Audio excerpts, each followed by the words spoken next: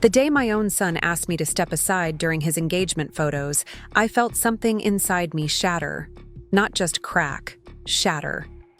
30 years of bedtime stories, bandaged knees, and college tuition payments reduced to, "Mom, could you maybe not be in this one? We want a few with just immediate family." Immediate family. As if I was somehow not that anymore. His fiancée Victoria stood there, manicured hand resting possessively on his arm, that saccharine smile plastered across her face. Behind them, her parents, the prestigious Dr. and Mrs. Reynolds, watched with thinly veiled satisfaction as I was neatly excised from the frame. But what my son Jordan didn't realize in that humiliating moment was that the very next morning, I would be signing the documents for his dream house, the house he couldn't possibly afford on his teacher's salary, the house that Victoria had convinced him they absolutely needed in her preferred neighborhood. Before we jump back in, tell us where you're tuning in from, and if this story touches you, make sure you're subscribed, because tomorrow I've saved something extra special for you.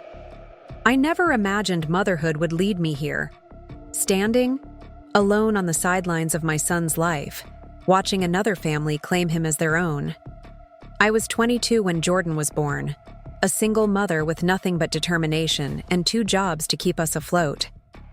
His father, Mark, had decided fatherhood wasn't compatible with his medical school dreams, leaving before Jordan took his first steps. I didn't have time for bitterness. I was too busy building a life for us. Those early years were a blur of daycare, pickups, midnight study sessions for my accounting degree, and weekend shifts at the diner. Jordan and I moved 5 times before he turned 10, each apartment slightly better than the last as I climbed from bookkeeper to accountant to financial controller. Finally, when Jordan was 12, I purchased our modest home in Riverside. Nothing fancy, but it had a yard where Jordan could practice soccer and a good school district that would give him opportunities I never had. We were a team, Jordan and me. When he struggled with math, I sat beside him at the kitchen table until he understood. When he made the varsity soccer team as a freshman, I rearranged my entire work schedule to never miss a game. Through his first heartbreak, his college applications, his graduation, I was his constant, his foundation, or so I believed. Everything changed when Jordan met Victoria during his final year of college. She was studying business administration, came from money, and had a 5-year plan that apparently required my son's participation. I tried to be supportive when they started dating. I invited her to Sunday dinners, asked about her classes, even endured her not-so-subtle criticisms of my home decor and cooking. "This chicken is so interesting, Eleanor. In our family, we tend to avoid heavy cream sauces. Daddy's cholesterol, you know." At first, the changes in Jordan were small. He stopped coming home for our traditional movie nights. His calls became less frequent, more hurried. Then came the comments, subtle at first, then increasingly direct. "Mom, Victoria thinks I should get a different haircut. Something more professional. Victoria says these jeans make me look like a college kid. Victoria's father thinks teaching isn't ambitious enough for someone with my potential." When Jordan called to announce their engagement after just 18 months of dating, I feigned the excitement he clearly expected. "That's wonderful, sweetheart," I said, ignoring the knot forming in my stomach. I even managed to sound delighted.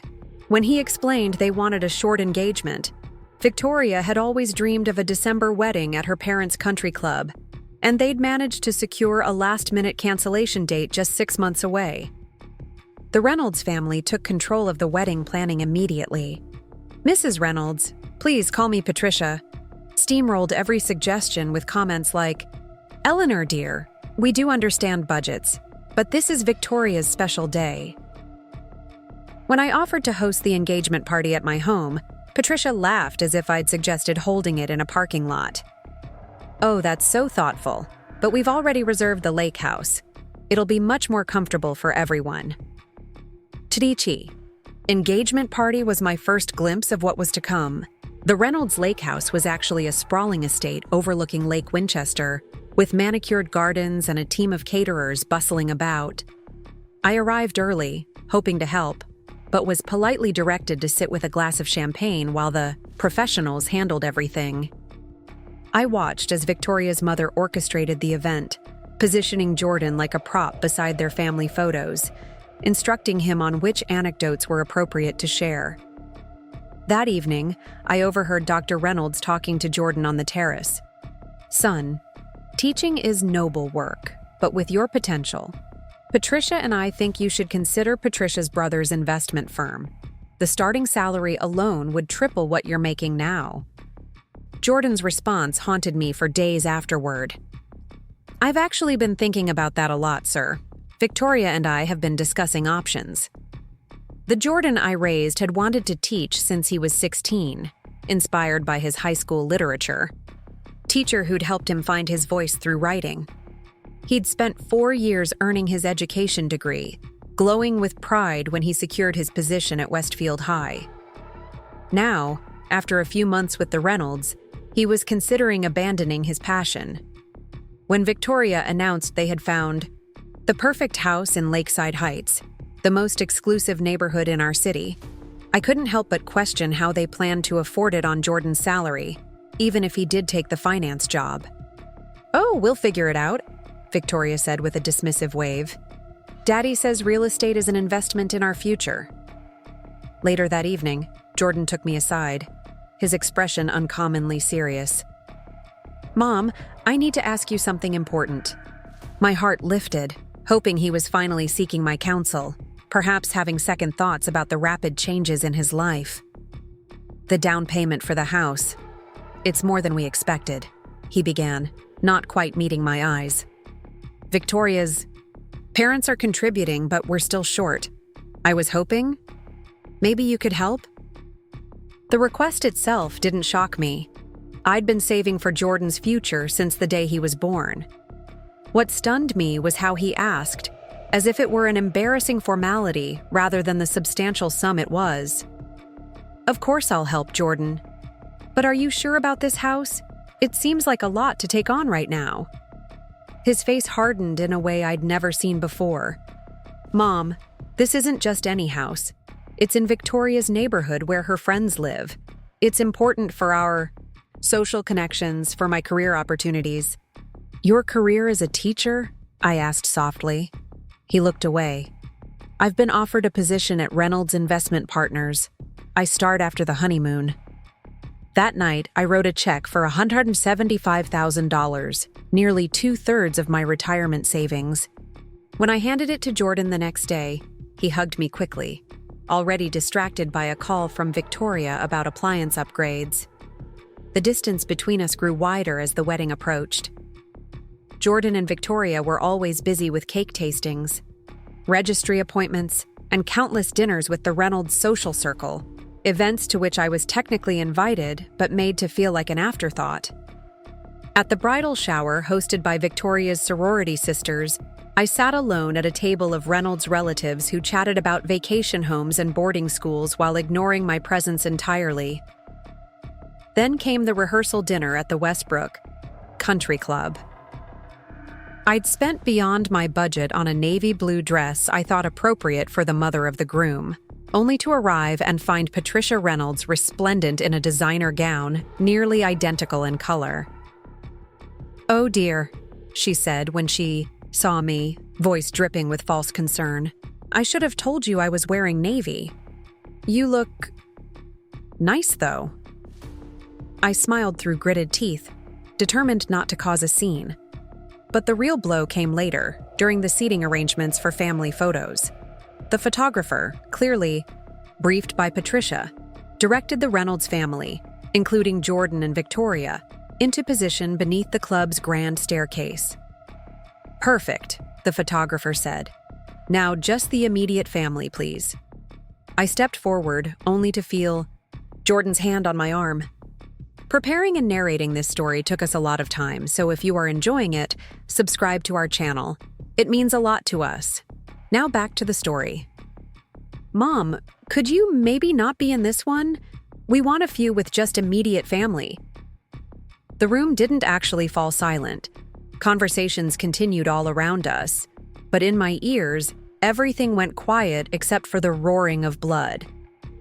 I looked at my son, this young man I had raised alone, the center of my world for 25 years, and saw a stranger looking back at me with embarrassment in his eyes.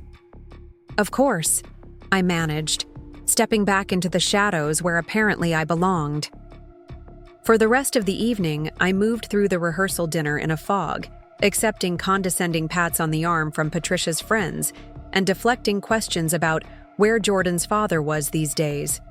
I left early, claiming a headache, and Jordan barely noticed.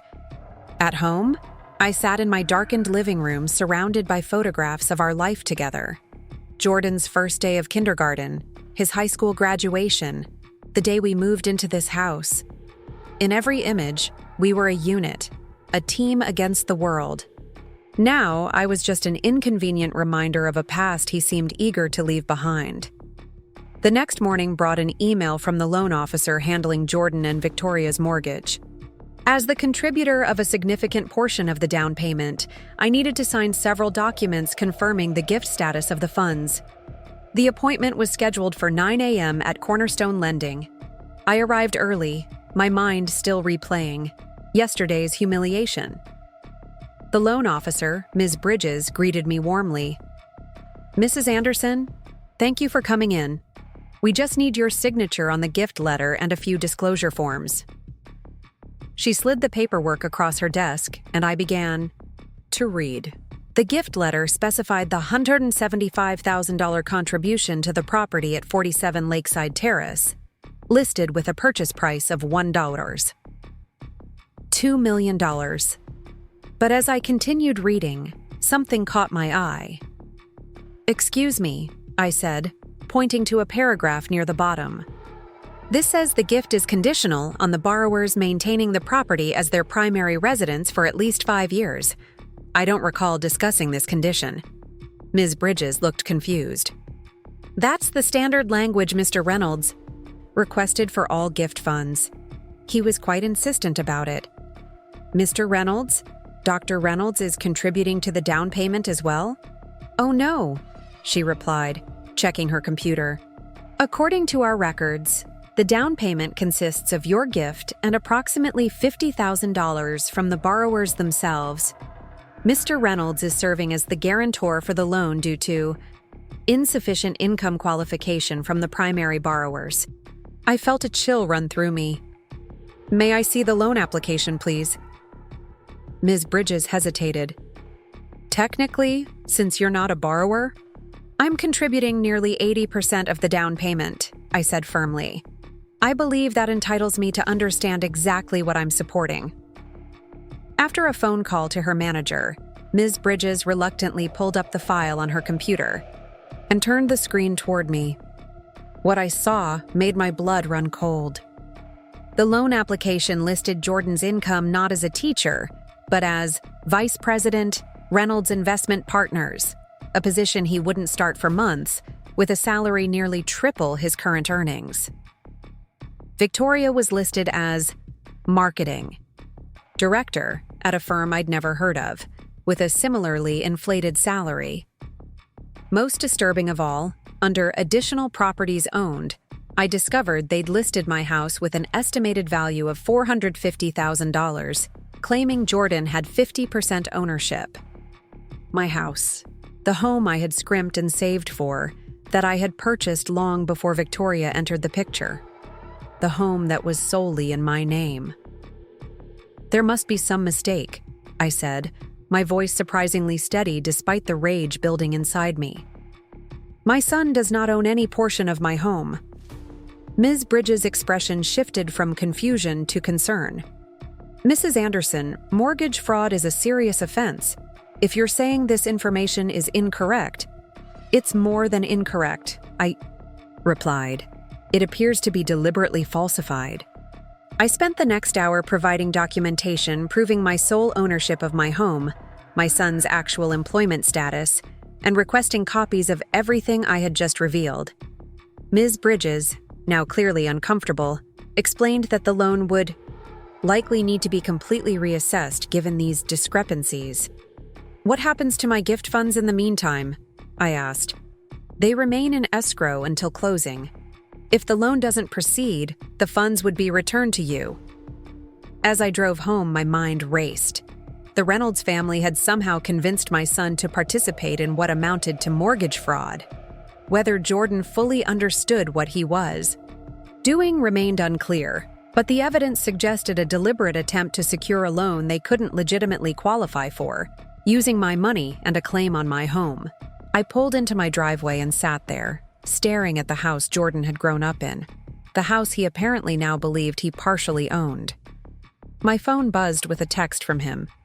"How did the signing go? Victoria's parents are taking us to look at furniture this afternoon." I didn't respond. Instead, I called my attorney, Margaret Chen, who had helped me with everything from my divorce to my will over the past 20 years. I explained the situation as calmly as I could, forwarding her the documents I'd obtained from Ms. Bridges. "Eleanor," Margaret said after a long pause, "this is extremely serious. False statements on a mortgage application can result in criminal charges. But before we go down that road, I need to ask, what do you want to happen here?" The question stopped me short. What did I want? I wanted my son back, the thoughtful, ethical young man I'd raised, not this stranger willing to falsify documents and dismiss his mother to please his fiancé's family. But that wasn't something Margaret could help me with. "I want to protect myself," I finally answered, "and I want Jordan to understand the consequences of his actions." "Then I suggest we move quickly," Margaret replied. "First, we need to formally withdraw your gift funds from the transaction. Second, we should send a cease and desist regarding any claims on your property. And third, Eleanor, you need to speak with Jordan directly." That evening, I sent Jordan a text asking him to come over alone, something that rarely happened since his engagement. To my surprise, he agreed, arriving at my door around 8 o'clock. "Mom, what's going on? You sounded serious." I led him to the kitchen table where I'd laid out copies of the mortgage application. "I need you to explain this," I said, keeping my voice even. Jordan glanced at the papers, his expression shifting from confusion to recognition to alarm. "Where did you get these?" "From the mortgage company, where I was supposed to sign off on giving you nearly my entire retirement savings." I tapped the section listing my house. "Explain this, Jordan." His face flushed. "It's not what it looks like." "Really? Because it looks like you're claiming to own half my house, the house I bought and paid for entirely on my own." "That was Victoria's father's idea," he mumbled. "He said we needed more assets to qualify for the loan. It was just a technicality." "A technicality?" I repeated, incredulous. "Jordan, this is fraud. This is a crime." "No one gets hurt," he insisted, his voice rising. "Once I start at Reynolds Investment, we'll easily make the payments. The application just needed to look stronger on paper." I stared at my son, this stranger wearing his face. "And the part where you decided you owned half my house? The home that represents 20 years of my hard work? Was that just a technicality too?" "Mom, you're overreacting. Victoria's parents do this kind of thing all the time with their properties. It's just how real estate works at this level." "At this level," I repeated slowly. "The level where you need to lie about your income, your assets, and steal from your mother to impress your fiancé's family." Jordan stood up, agitated. "You don't understand. This house is everything to Victoria. Her friends all live in Lakeside Heights. If we don't close on it, then what, Jordan? Victoria won't marry you? Her parents won't give you a job you're not qualified for? Is that the life you want, based on lies and pretending to be someone you're not?" "You've never liked her," he accused, deflecting. "You've been waiting for an excuse to ruin this for me." The unfairness of his statement hit me like a physical blow. "I have supported every dream you've ever had," I said quietly. I worked 2 jobs so you could play soccer and attend writing camps. I helped you apply to college, celebrated when you became a teacher, something you wanted your entire life. And when you asked for $175,000 for a house you can't afford, I wrote the check without hesitation. I took a deep breath, fighting back tears. What I won't do is participate in fraud, and I won't stand by while the Reynolds family convinces you that lying and stealing are acceptable as long as you end up with a prestigious address. Jordan paced the kitchen, running his hands through his hair, a gesture so familiar from his childhood that it made my heart ache. "What are you going to do?" he finally asked.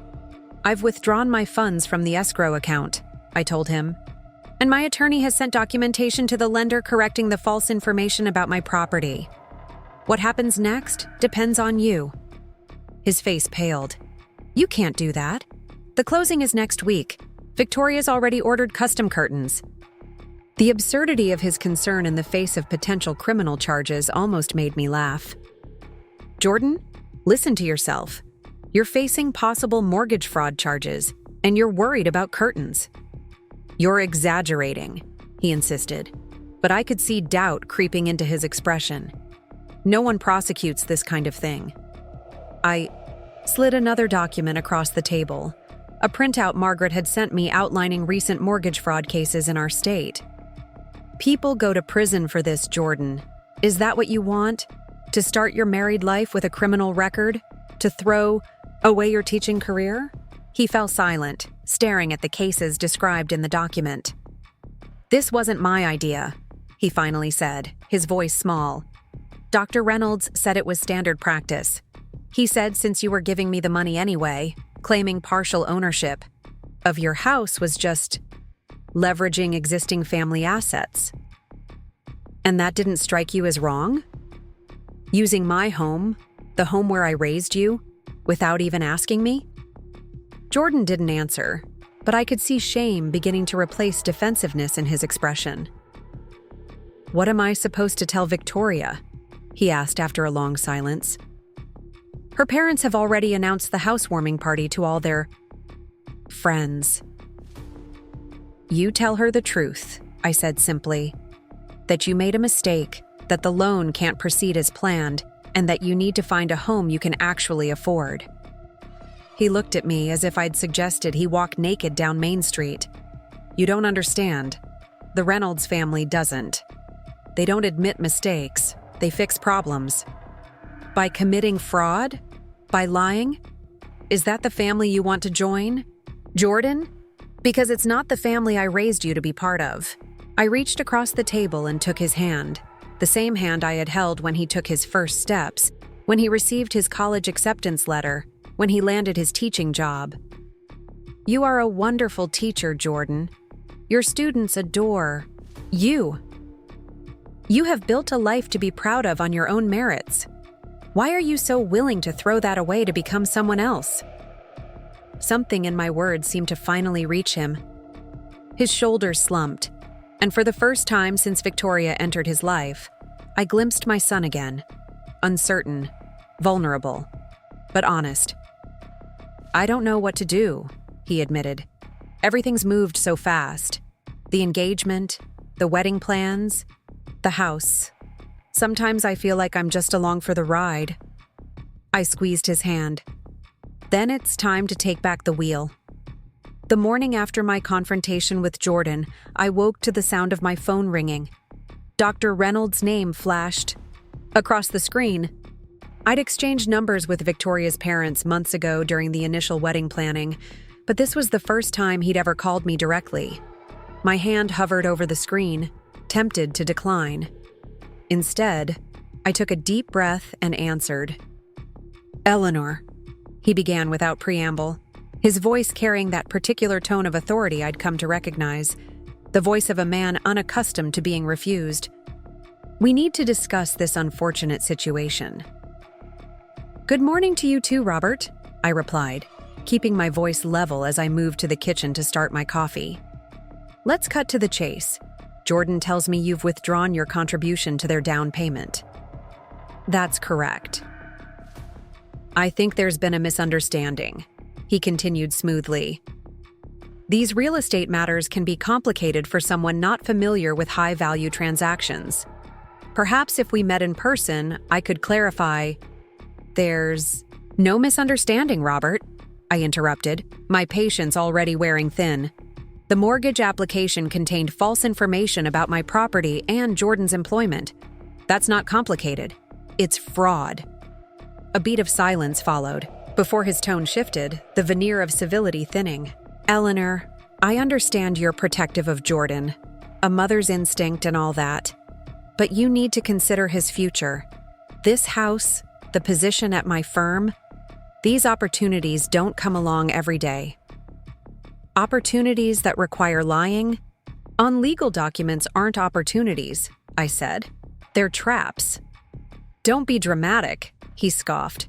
These are mere technicalities, the kind of creative financing that happens all the time in our circles. Your circles, Robert, not mine. Precisely my point, he said, a new edge creeping into his voice. Jordan has a chance to elevate himself, to provide Victoria with the life she deserves. Are you really going to stand in the way of your son's future over some paperwork? I gripped the counter, anger surging through me. What future are you offering him exactly?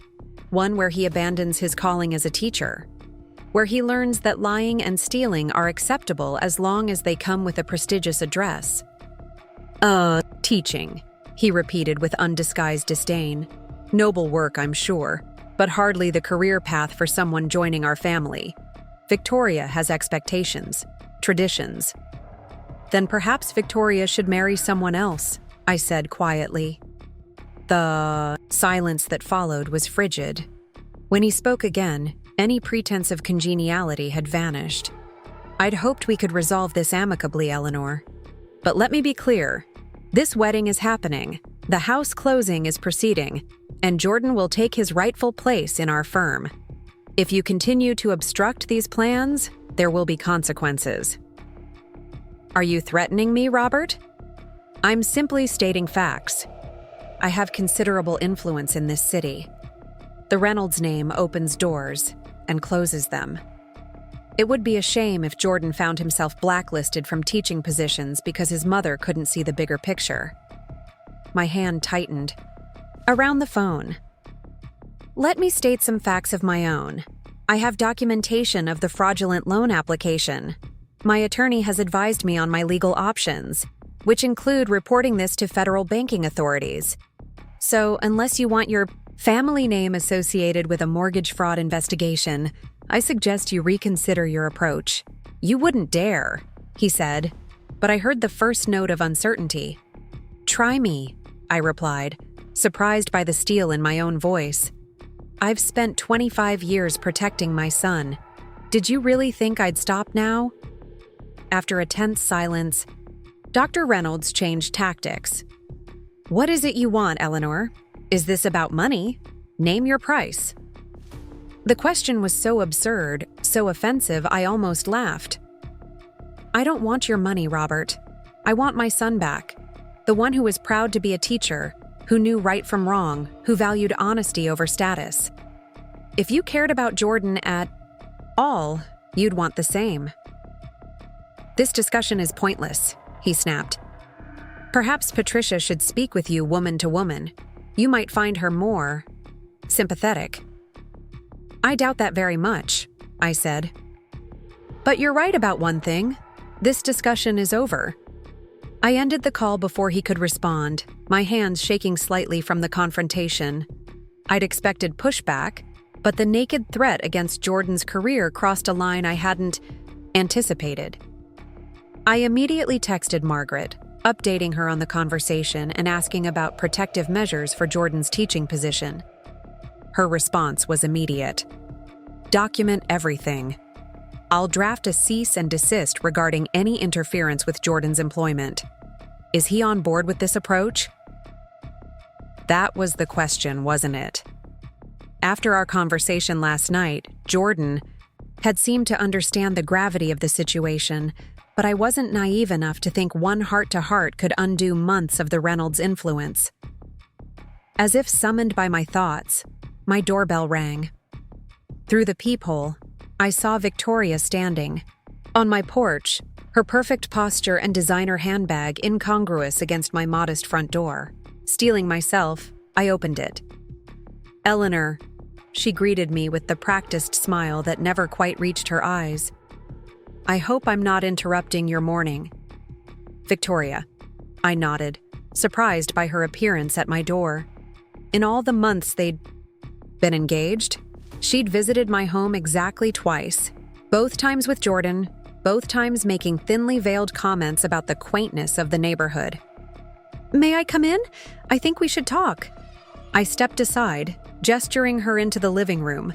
Victoria perched on the edge of my couch, surveying the space with barely disguised judgment before turning her attention to me. "Jordan is very upset," she began, adjusting her diamond engagement ring, a replacement for the one Jordan had originally given her, deemed inadequate by her mother. "This whole situation has been blown completely out of proportion." "Has it?" I asked, remaining standing. "Falsifying loan documents seems fairly proportionate to my concern." Victoria waved a dismissive hand. "That's just how real estate works at this level, Eleanor. Daddy does it all the time with his investment properties. It's just paperwork." "It's federal law, Victoria," she sighed, the sound laden with exaggerated patience. "Look, I understand you're from a different background. These financial maneuvers probably seem strange to you. But this is standard practice for families like mine. Families that commit fraud?" Her eyes narrowed. "Families of means. Families with connections and social standing. Neither of which changes the law," I pointed out, "or makes it acceptable to claim ownership of my home without my knowledge or consent." "That was just a technicality," she insisted. "Once we're married, Jordan will inherit this house eventually anyway, won't he?" The presumption left me momentarily speechless.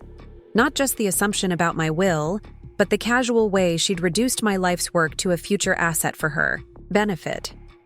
"Victoria," I said carefully, "my house is not a technicality. My retirement savings are not a technicality. And Jordan's integrity is certainly not a technicality." She crossed her legs, adjusting her designer skirt. "I didn't come here to argue semantics. I came to fix this problem so we can move forward. The closing is in 5 days, and we've already scheduled the movers." "There isn't going to be a closing, Victoria. Not on that house, not with fraudulent documentation." For the first time, her composure slipped, a flash of anger breaking through the polished veneer. "Do you have any idea what you're doing? That house is everything. My friends, my family's social circle, everyone knows we're moving in. The housewarming party is already planned." "Then I suggest you start making some phone calls," I replied evenly. Victoria stood abruptly, color rising in her cheeks. "You've never liked me. You've never thought I was good enough for Jordan." The irony of her statement almost made me laugh. "Actually, Victoria, it's quite the opposite. I've always wondered if Jordan was good enough for you, or rather, for the version of him you and your parents are trying to create." "What is that supposed to mean?" "It means Jordan was happy before he met you, proud of his work, confident in his choices. Now he's questioning his career, his background, even his relationship with me, all to meet your family's expectations." Victoria's expression hardened. "We're helping him improve himself, reach his potential. By teaching him to lie? To defraud banks? To be ashamed of his mother?" "You're being ridiculous," she snapped. "Jordan is a grown man making his own choices." "Is he?" I asked quietly, because from where I stand, it looks like he's making choices to please your father, earn your approval, and maintain access to the lifestyle you've dangled in front of him. Victoria gathered her handbag, her movements sharp with anger. "I didn't expect you to understand. You've always been limited in your thinking, and you've always been limited in your understanding of my son," I replied. Jordan isn't a project to be improved or a ticket to be upgraded. He's a dedicated teacher who changes lives every day. If you can't see the value in that, perhaps you should reconsider whether he's the right partner for you. That's not your decision to make, she said coldly. No, it's not, I agreed. It's Jordan's, and for his sake, I hope he makes it with his eyes open. Victoria moved toward the door, then turned back, her expression calculating. You know, Eleanor, this doesn't have to be so adversarial. We could be allies. How do you figure that? Jordan values your opinion, despite everything. If you supported our plans, the house, the career change, he'd be much more comfortable with the transition. And in return, she added with a practiced smile, there would certainly be benefits for you. Access to our social circle, invitations to country club events. We could even help you upgrade to a more suitable home in a better neighborhood. I stared at her, suddenly understanding with perfect clarity the transactional nature of Victoria's worldview. Relationships, homes, careers, all were commodities to be leveraged, upgraded, discarded when no longer useful. I don't want access to your social circle, Victoria. I don't need a better neighborhood or country club invitations. What I want is for my son to be happy, truly happy, not just wearing the appearance of success like an ill-fitting suit. Fine, she said, her voice turning brittle. Have it your way. But remember this conversation when Jordan resents you for holding him back. After she left, I sank onto the couch, emotionally drained from the confrontation. Victoria's visit had confirmed my worst fears about the influence she and her family wielded over Jordan.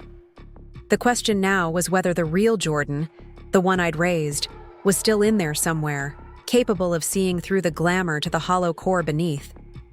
My phone buzzed with a text from Jordan. Victoria just left your place. We need to talk. I braced myself for another difficult conversation, unsure whether I'd be facing my son or the Reynolds version of him. An hour later, Jordan arrived, his expression troubled but resolute. He declined my offer of coffee, pacing the living room instead with restless energy. Victoria says you threatened to report us to federal authorities, he began, his tone accusing. I made Dr. Reynolds aware of my legal options, I clarified, after he threatened your teaching career. Jordan stopped pacing, his expression shifting from anger to confusion. He what? This morning, your future father-in-law informed me that if I didn't drop my objections to the loan application, he would ensure you were blacklisted from teaching positions in this city. Jordan's face paled. He wouldn't. He couldn't do that. He certainly seemed to think he could, I replied. The Reynolds family appears to believe their influence extends to controlling other people's livelihoods. Jordan sank onto the couch, running a hand through his hair. This is getting out of control. It's been out of control since the moment someone decided it was acceptable to falsify loan documents and claim ownership of my home without my knowledge. He winced. I never should have agreed to that. It was wrong. Yes, it was, I said, softening my tone. Jordan, I need to understand. How did it get this far? How did you go from being proud of your teaching career to willing to commit fraud for a house you can't afford? He was quiet for a long moment, staring at his hands. It happened gradually, I guess. At first, it was just small comments from Victoria's parents, questions about my career aspirations beyond teaching, suggestions about neighborhoods we should consider. Then Dr. Reynolds started inviting me to these business dinners, introducing me to people I should know. It felt validating, I guess, like I was being welcomed into this world I'd never had access to. And the house? I prompted gently. Victoria fell in love with it the moment we saw it. When I mentioned it was well beyond our budget, Dr. Reynolds took me aside and said not to worry, that he'd make it work. I thought he meant he'd help with the down payment. Jordan looked up, shame evident in his expression. By the time I realized what he actually meant, it seemed too late to back out. Victoria had already told everyone about our new address, started picking out furniture. And claiming my house as collateral? Whose idea was that? Jordan's gaze dropped again. Dr. Reynolds said since you were giving me the down payment anyway, listing your house as an asset was just formalizing our family connection. He made it sound so reasonable, so normal. There's nothing normal about it, Jordan. It's theft. I know that now, he said quietly. I just got caught up in it all. The fancy dinners, the country club memberships, Victoria's excitement about our future. It felt like I was finally offering her something worthy of her. The admission broke my heart. Jordan, if Victoria needs a certain address or bank account balance to consider you worthy, then she doesn't deserve you in the first place. He didn't respond immediately, and I could see him struggling with conflicting loyalties. She's not a bad person, Mom. She's just used to a certain lifestyle. A lifestyle built on deception? On using other people's assets without their consent? On threatening someone's career when they refuse to play along? I shook my head. That's not a lifestyle, Jordan. That's exploitation. He stood up again, moving to the window that overlooked our backyard, the same yard where he'd spent countless hours playing soccer, where we'd planted a garden together every spring. What am I supposed to do now? He asked, his voice small. The wedding is in 3 months. Everything's paid for, invitations sent. And now the house is falling through. Dr. Reynolds is threatening my job. Victoria is furious. I joined him at the window, gently placing a hand on his shoulder. You do what you've always done when faced with a difficult choice. You consider what kind of man you want to be, what values you want to live by. And then you make the decision that lets you look at yourself in the mirror every morning without shame. He turned to me, his eyes troubled. And if that decision hurts people I care about? Sometimes the kindest thing we can do for others is to be honest, even when that honesty is painful. If Victoria truly loves you for who you are, she'll understand. If her parents truly respect you, they'll accept your boundaries. Jordan nodded slowly, though I could see he wasn't fully convinced. I need to think about all of this. Take all the time you need, I told him. Just remember, the Jordan I raised doesn't need a prestigious address or a corner office to be worthy. He already changes lives every day in his classroom. After Jordan left, I called Margaret to update her on both conversations. Her advice was immediate and practical.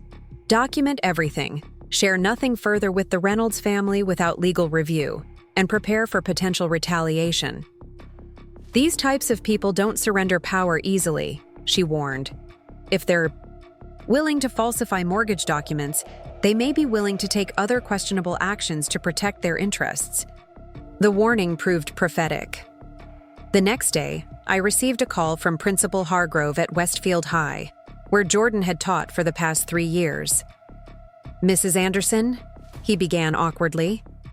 I'm calling about Jordan.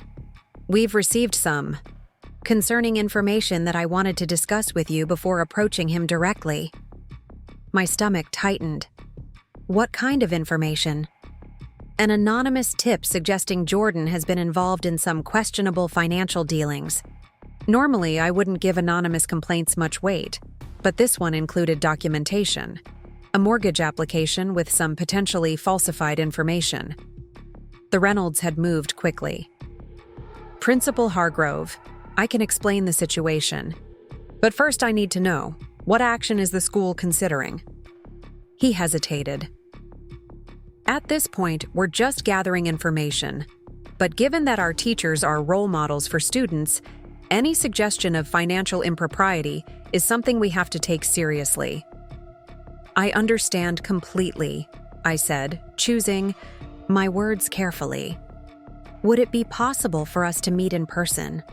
There are aspects of this situation that would be better explained face to face.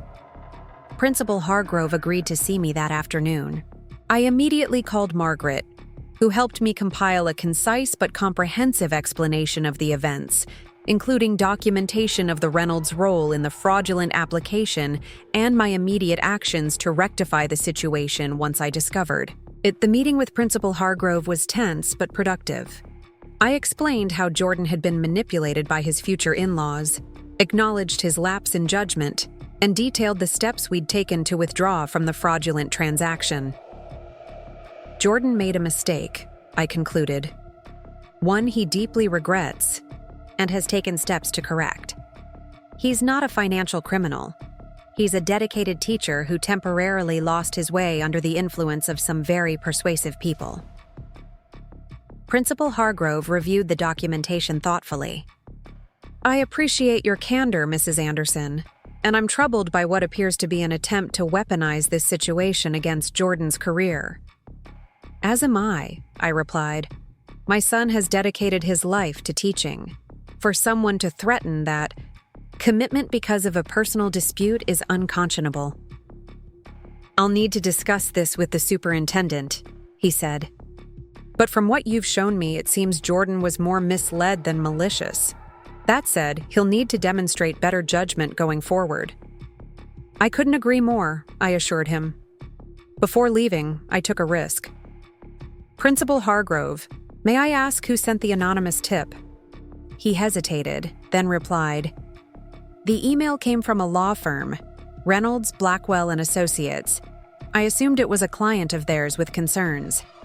I nodded, keeping my expression neutral despite the confirmation of my suspicions. Thank you for your time and for giving Jordan a fair hearing.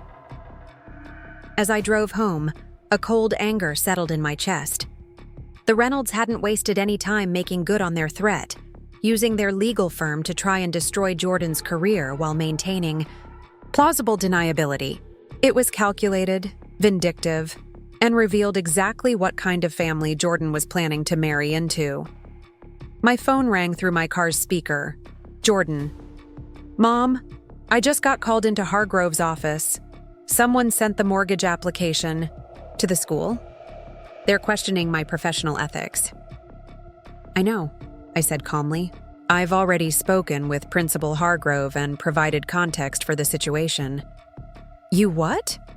His voice wavered between relief and embarrassment. How did you even know? He called me first. And Jordan, the anonymous tip came from your future father-in-law's law firm. Silence filled the line, followed by a soft, disbelieving, No, there must be some mistake. There's no mistake. Principal Hargrove confirmed it. I paused, letting the information sink in. Dr. Reynolds threatened your career yesterday, and today he acted on that threat. This is who they are, Jordan. Another long silence followed. When Jordan finally spoke, his voice had changed, hardened somehow, as if something fundamental had shifted. I need to talk to Victoria. I need to know if she knew about this. Be careful, I cautioned. If she denies it, ask yourself if you can truly believe her, and if you're prepared to spend your life wondering which threats will be carried out next time you don't fall in line. After we hung up, I drove aimlessly for a while, processing the day's events. The Reynolds' vindictiveness had shocked even me. Using their legal firm to anonymously attack Jordan's career crossed a line I hadn't imagined they'd cross so quickly, or blatantly. Whatever happened next would depend on whether Jordan could recognize the pattern of control and manipulation for what it was. That evening, my doorbell rang again. This time, it was Patricia Reynolds, Victoria's mother, standing on my porch with the rigid posture and frozen smile that seemed to be her permanent expression. Unlike her daughter's surprise visit, this one felt more like a planned offensive. Eleanor, she greeted me with artificial warmth. I hope I'm not disturbing you. It seems to be a day for unexpected visits from the Reynolds family, I replied, making no move to invite her inside. Her smile tightened. May I come in? What I have to say is best discussed privately. Against my better judgment, I stepped aside to let her enter. Patricia swept into my living room, her designer outfit and imperious bearing making my comfortable, modest home suddenly feel shabby by comparison, which was, I suspected, precisely the effect she intended. "I'll be brief," she announced, remaining standing. "This situation has escalated in ways that benefit no one. I've come to offer a resolution." "I'm listening," I said, crossing my arms. Patricia opened her designer handbag and withdrew an envelope, which she placed on my coffee table. "Inside, you'll find a cashier's check for $250,000, considerably more than your original contribution to Jordan and Victoria's down payment. Consider it compensation for any misunderstanding regarding your property." I stared at the envelope, without touching it. "You're trying to buy me off." "I prefer to think of it as finding a mutually agreeable solution," she countered smoothly. "You get your money back with a generous premium. Jordan and Victoria get their house. Everyone saves face." "Except the mortgage would still be based on fraudulent information," I pointed out. "The crime doesn't disappear because you're writing a bigger check." Patricia's mask of civility slipped slightly, irritation flashing in her eyes. "Let's be practical, Eleanor. No prosecutor would pursue this case. No one has been harmed. It's a paperwork issue, nothing more." "It stopped being just paperwork when your husband threatened my son's career. A threat your family has already acted on." Her expression betrayed nothing, but I noticed her hands tightening around her purse. "I don't know what you're referring to." "Your husband's law firm sent Jordan's mortgage application to his school principal this morning, jeopardizing his teaching position. That goes well beyond paperwork." Patricia sighed, the sound dripping with condescension.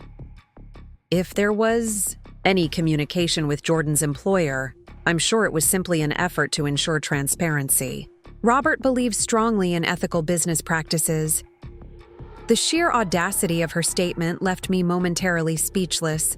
When I found my voice again, it was steady with controlled anger. "Let me be perfectly clear, Patricia. I'm not accepting your money. I'm not participating in your family's creative financing, and I'm certainly not going to stand by while you try to destroy my son's career because he won't commit fraud for you." "You're being melodramatic," she dismissed. "No one is destroying anything. We're offering Jordan opportunities, a better home, a more lucrative career, connections that could secure his future. What exactly are you offering him except obstruction and limited horizons?" "Integrity," I replied simply. "The knowledge that success built on lies isn't success at all. The freedom to choose his own path, rather than one dictated by his in-laws' expectations." Patricia's expression hardened. "How quaint. I'm sure integrity pays the bills beautifully." "It allows you to sleep at night," I countered.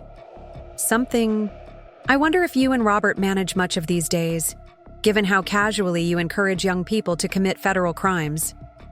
She picked up the envelope, her movements precise and controlled. "I can see this conversation is pointless. You clearly don't understand the world Victoria and Jordan will inhabit together. A world where relationships and influence matter more than rigid adherence to bureaucratic rules." "Oh, I understand that world perfectly, Patricia. I just choose not to live in it. And I hope, for his sake, that Jordan makes the same choice." She moved toward the door, then paused, turning back with a calculated smile. "You know, Eleanor, I had such hopes that we might find common ground. After all, we're both mothers who want the best for our children. But I see now that our definitions of best are incompatible. On that, at least, we can agree." After Patricia left, I found myself trembling with a mixture of anger and disbelief. The Reynolds family's moral compass was so fundamentally broken that they genuinely couldn't understand why someone would refuse to participate in their schemes. In their world, principles were flexible, rules were for others, and money could solve any problem, including the inconvenient integrity of a future in-law. I didn't have to wait long to learn Jordan's reaction to the day's events. Around 9, That evening, my doorbell rang for the third time. Jordan stood on my porch, his expression a storm of emotions, anger, confusion, betrayal, all warring for dominance. "Can I come in?" he asked, his voice rough. I stepped aside, noticing immediately that something significant had changed. He moved past me into the living room, then turned, holding up his phone. "Did you know about this?" he demanded, showing me an email. I took the phone, quickly scanning the message. It was from Dr. Reynolds to Jordan, sent just hours ago. "Jordan, I understand there's been some confusion regarding your employment situation at Westfield.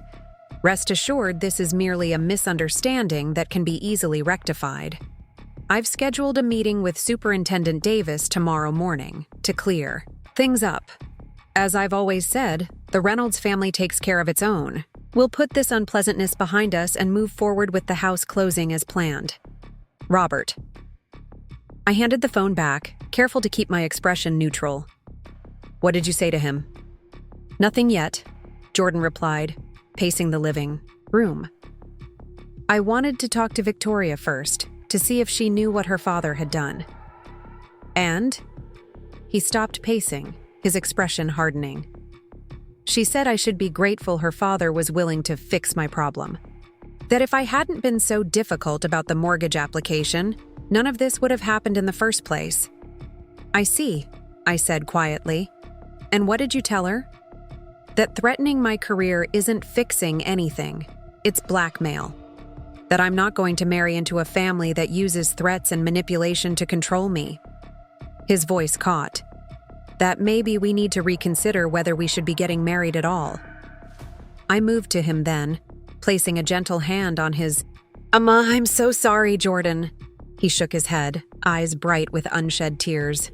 "Don't be. You tried to warn me, but I couldn't see it. Or didn't want to see it.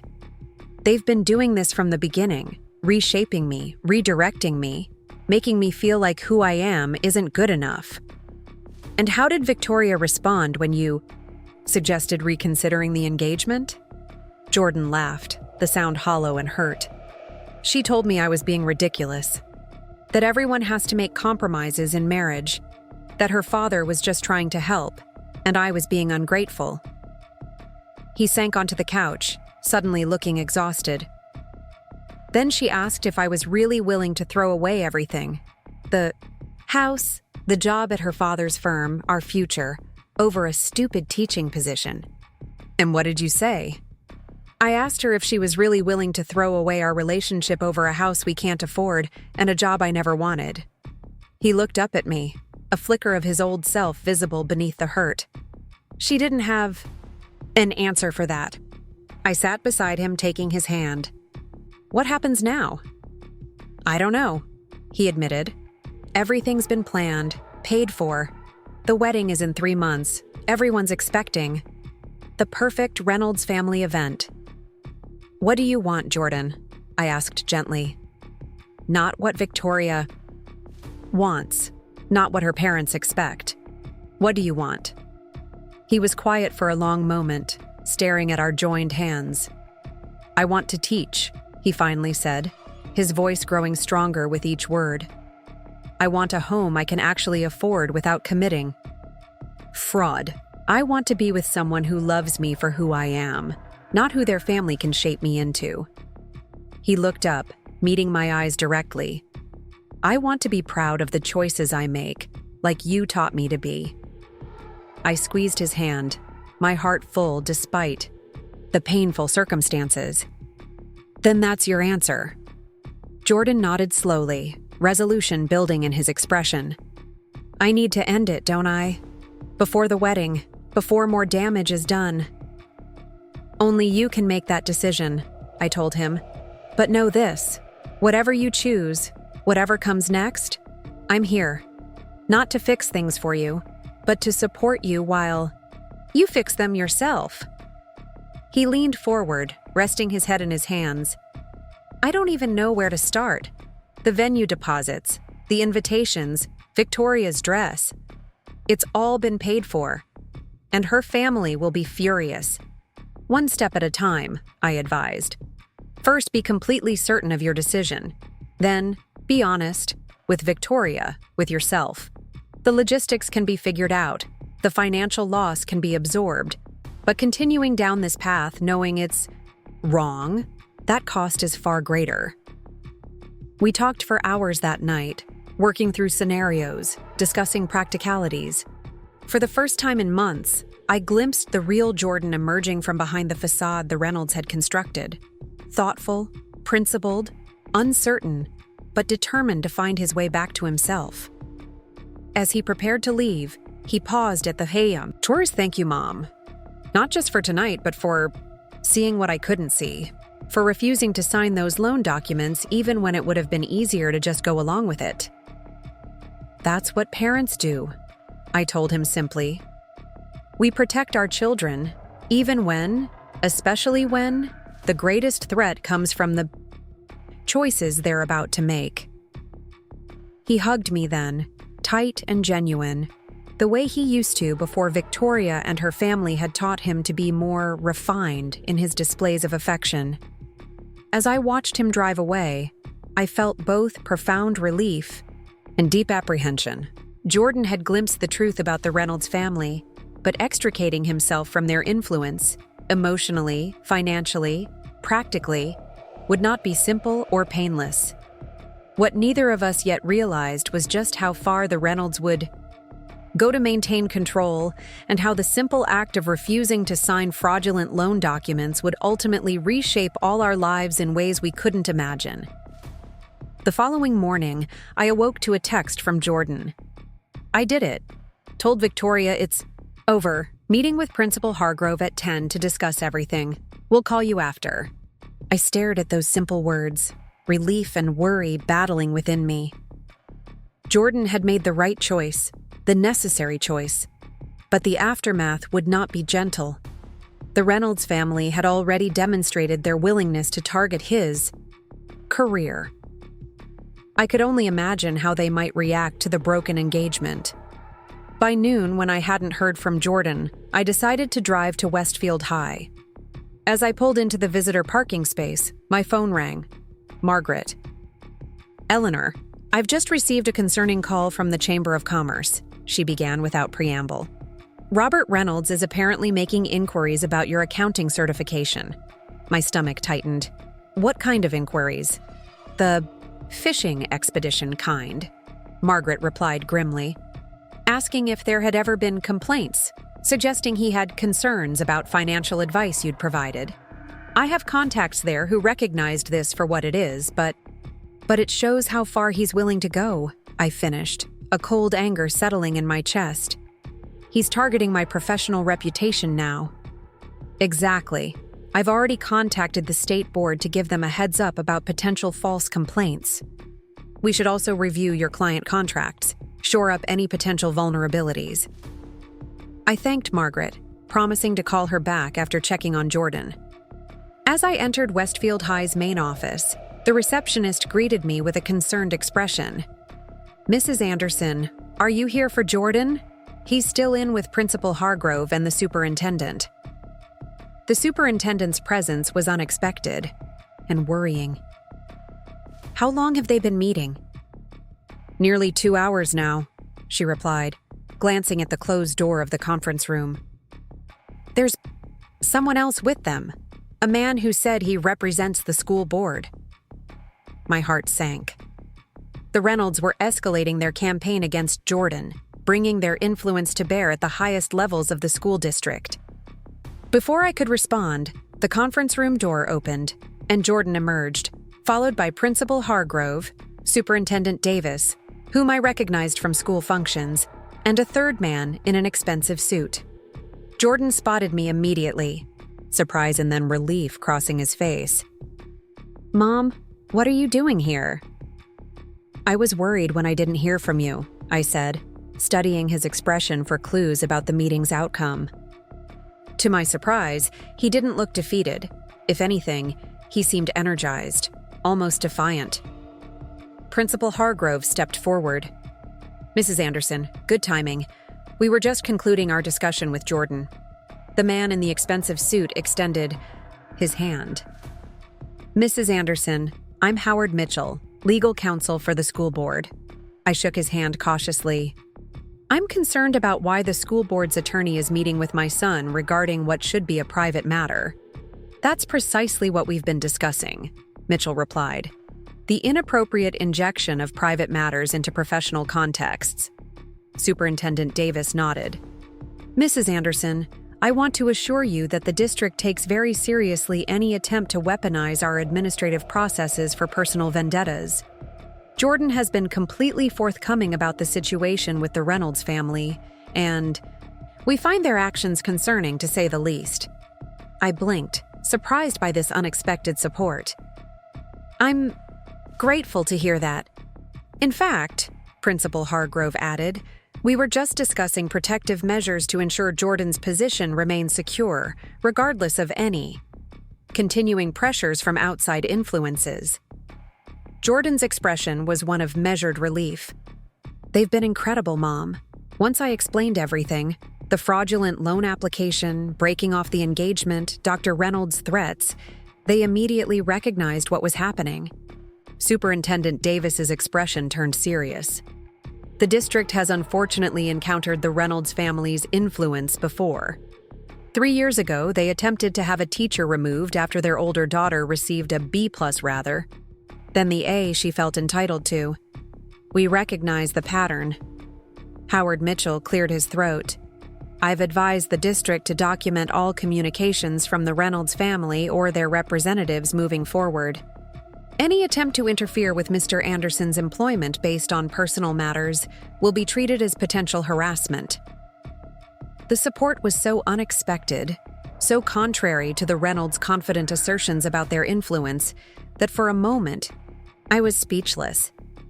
Jordan stepped beside me, placing a hand on my shoulder. See, Mom? I told you teaching is more than just a job. It's a community. They protect their own. As we left the school together, Jordan filled me in on the details of his conversation with Victoria the previous night. It wasn't easy, he admitted, his voice tight with remembered pain. She couldn't understand why I was throwing away everything we've built. When I pointed out that what we'd built was based on lies and manipulation, she just stared at me like I was speaking a foreign language. How did she react when you officially ended things? Jordan's laugh was hollow. First disbelief, then anger. She said I was making the biggest mistake of my life, that no one walks away from the Reynolds family.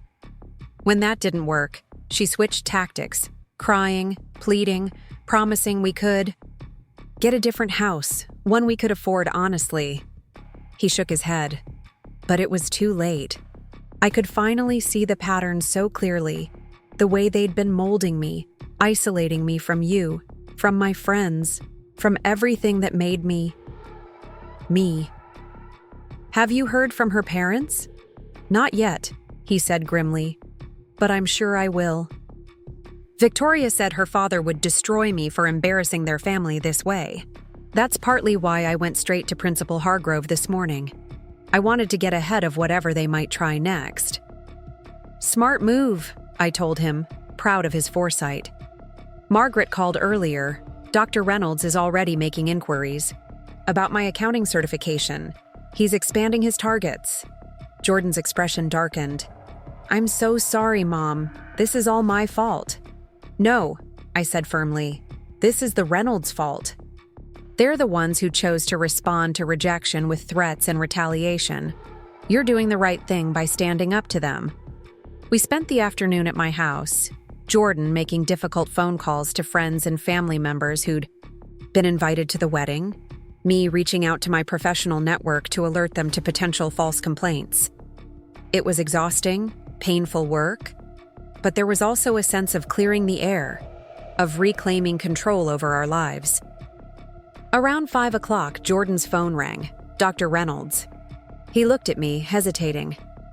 Should I answer? That's your choice, I told him. But I'd suggest speakerphone and remember that anything he says could potentially be evidence if his threats continue. Jordan nodded, accepting the call and placing the phone on the coffee table between us. Dr. Reynolds. Jordan. The voice that emerged was cold, controlled, but with an undercurrent of fury. Victoria tells me you've made a rather impulsive decision. It wasn't impulsive, Jordan replied, his own voice steady. It was actually long overdue. I see. And may I ask what prompted this sudden clarity? You did, Jordan said simply. When you used your law firm to send fraudulent loan documents to my principal, threatening my career because I wouldn't participate in your mortgage scheme. A brief silence followed. That's a serious accusation, Jordan. One without evidence, I might add. Principal Hargrove confirmed the documents came from Reynolds, Blackwell, and Associates. Are you saying your own law firm acted without your knowledge? Another pause, longer this time. What I'm saying is that you're making a grave mistake. Victoria is devastated. The wedding arrangements are in place. Hundreds of guests have been invited. The reputational damage. To your family's reputation, you mean? Jordan interrupted. Because that's what this is really about, isn't it? Not Victoria's happiness, not my well-being, but how it looks for the prestigious Reynolds family to have a wedding canceled. You have no idea what you're talking about, Dr. Reynolds snapped, his composure slipping. My concern is for my daughter, who has invested years in this relationship only to have you abandon her over some financial quibble. A federal crime isn't a quibble, Jordan countered. And let's be honest, your concern isn't for Victoria. It's for your control.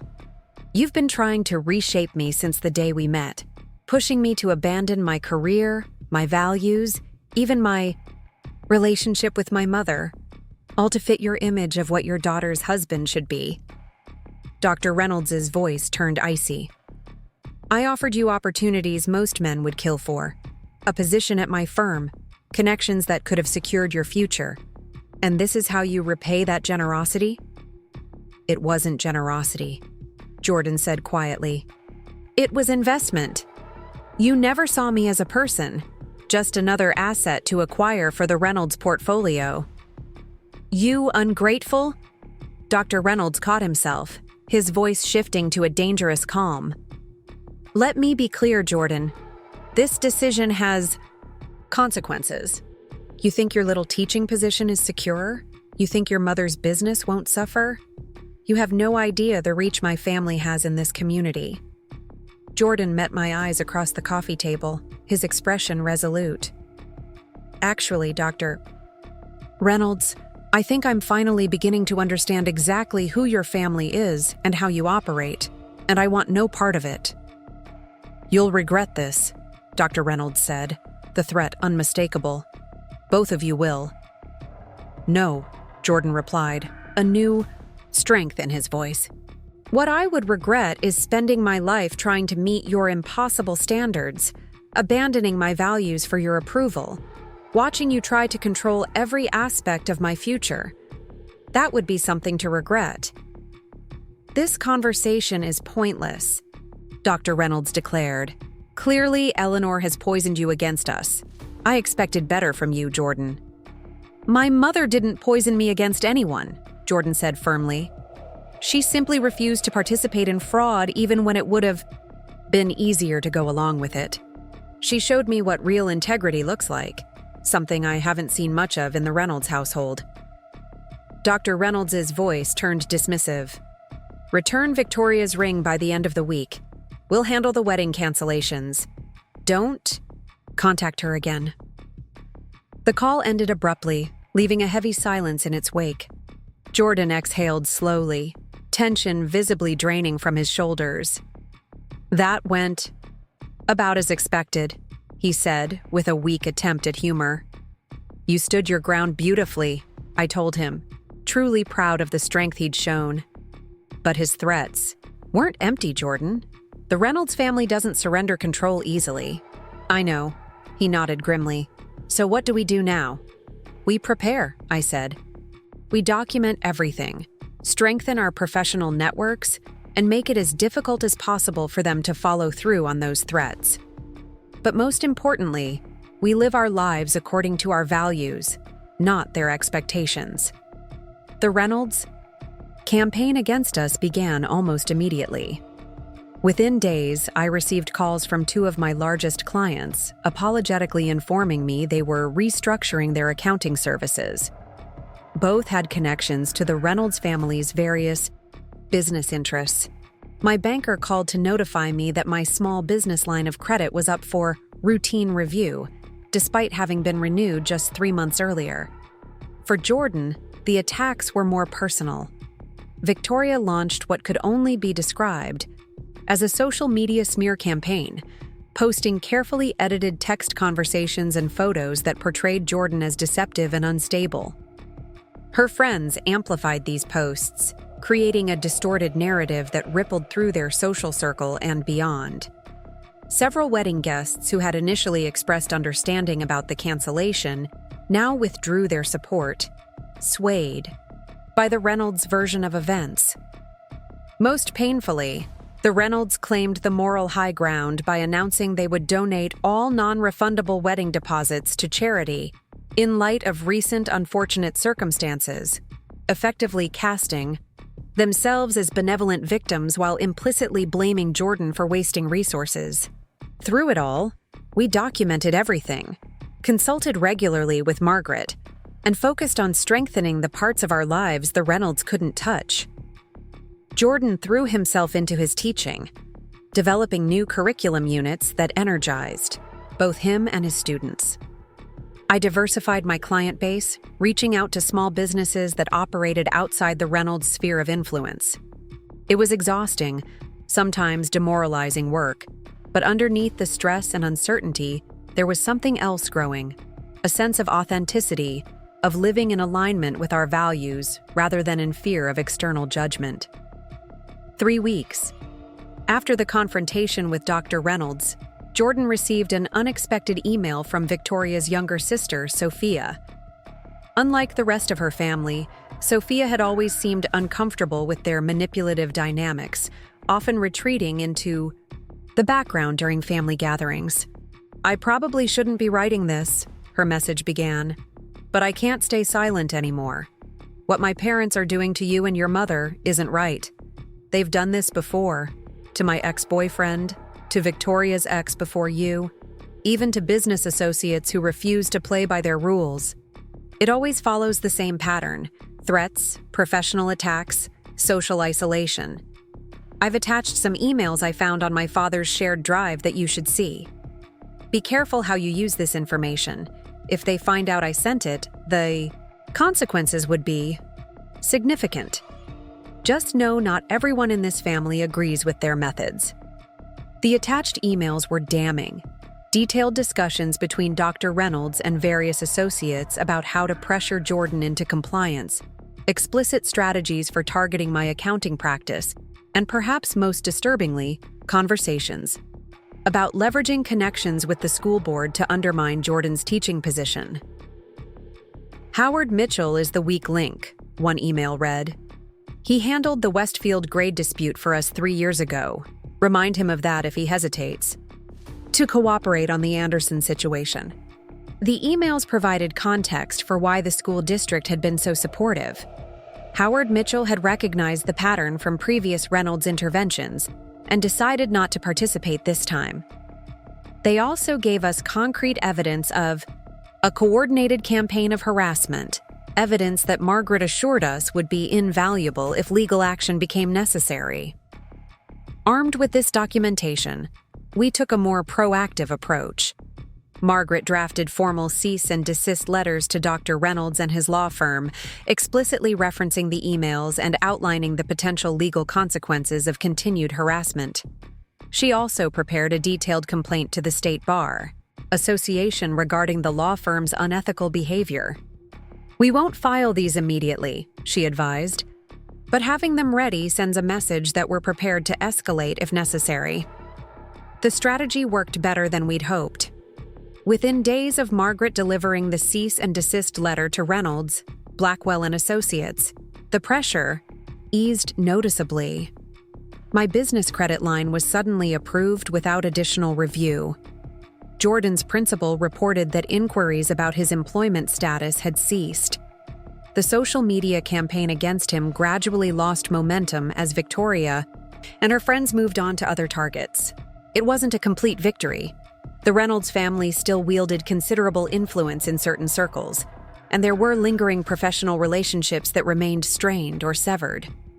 But the coordinated assault on our livelihoods and reputations had essentially collapsed in the face of documented evidence and legal pushback.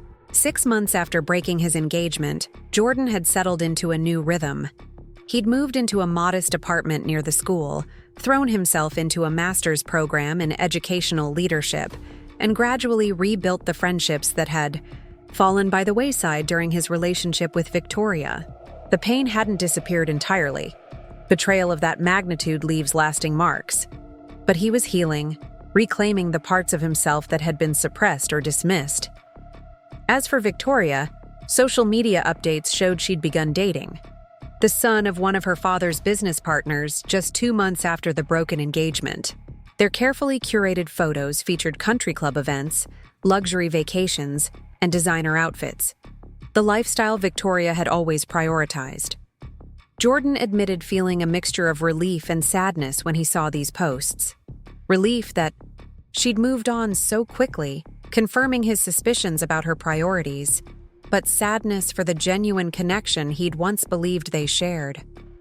On a crisp fall evening, nearly a year after the loan document confrontation that had changed everything, Jordan invited me to dinner at a new restaurant downtown. He'd been unusually secretive about the occasion, simply saying he had news to share. When I arrived, I found him already seated at a corner table, looking more relaxed and confident than I'd seen him in years. "Mom," he greeted me with a warm hug. "Thanks for coming." "Of course," I replied, studying his expression. "You look happy." "I am," he said, a genuine smile lighting his features. "Really happy, actually." Over appetizers, he shared his news. He'd been offered a position developing an innovative literature program for underserved schools across the district. The role would combine his teaching skills with curriculum development, allowing him to impact more students while advancing his career in education. "It's exactly the kind of work I've always wanted to do," he explained enthusiastically. "Using literature to help kids find their voices, their confidence, and the best part? Principle. Hargrove recommended me specifically because of how I handled the Reynolds situation." I raised an eyebrow, surprised. "How so?" He said it demonstrated integrity under pressure, that I chose my values over expedience even when the cost was high. Apparently, that's the kind of person they want shaping the district's approach to teaching literature. Pride swelled in my chest. He's absolutely right. I couldn't be more proud of you, Jordan. His expression softened. "I wouldn't have found my way back without you, Mom. When you refused to sign those loan documents, even though it would have been easier to just go along with it, you showed me what real courage looks like." "I was just being your mother," I said simply. "No," he shook his head firmly. "You were being the mother I needed. Not the one who would give me whatever I wanted, but the one who would stand firm when I was losing my way." As we finished dinner, Jordan hesitated, then pulled out his phone. "There's something else I wanted to show you." He pulled up a photo from the previous weekend, Jordan standing in front of a small brick house, holding keys and grinning broadly. "You bought a house?" I asked, surprised. He nodded, his expression a mixture of pride and nervousness. "It's nothing fancy. Just a 2-bedroom starter home in Riverside. But it's mine. Bought with my teacher's salary and a legitimate mortgage based on my actual income. No fraud, no shortcuts, no pretensions." "Jordan, that's wonderful." He scrolled to another photo. This one showing a modest living room with built-in bookshelves and a small fireplace. "I'll need some help decorating. Someone with good taste who won't suggest tearing down walls or installing marble countertops I can't afford." "I think I might know someone," I laughed. As I studied the photos of his new home, modest but charming, authentic rather than showy, I thought about the journey that had brought us here. A year ago, Jordan had been on the verge of a life built on false foundations, a fraudulent mortgage, a career path chosen to please others, a relationship predicated on becoming someone he wasn't.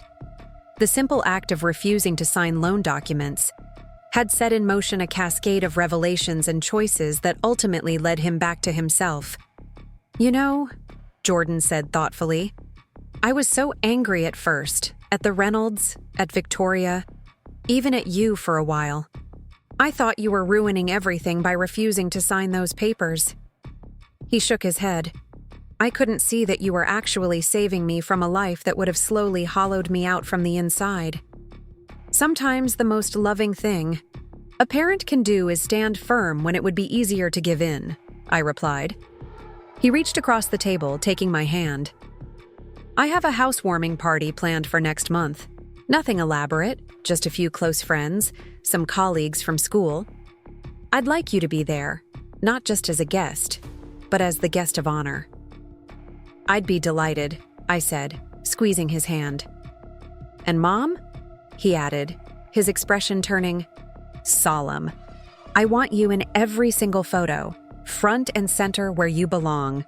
As we left the restaurant, walking together through the crisp evening air, I reflected on how sometimes the most meaningful victories aren't the most visible ones. The Reynolds family still hosted elaborate parties in their lakeside mansion. Victoria still posted carefully curated images of her seemingly perfect life. From the outside, they appeared to have everything. But Jordan had something far more valuable: a life built on authentic foundations, work that fulfilled his deepest values, relationships based on genuine connection rather than status or advantage. He had found his way back to himself, to the path he was meant to walk. And I had discovered that sometimes the greatest act of parental love isn't signing the documents that would make your child's life easier, but refusing to sign the ones that would compromise their integrity, even when they can't yet see the difference. Up next, you've got 2 more standout stories right on your screen. If this one hit the mark, you won't want to pass these up. Just click and check them out.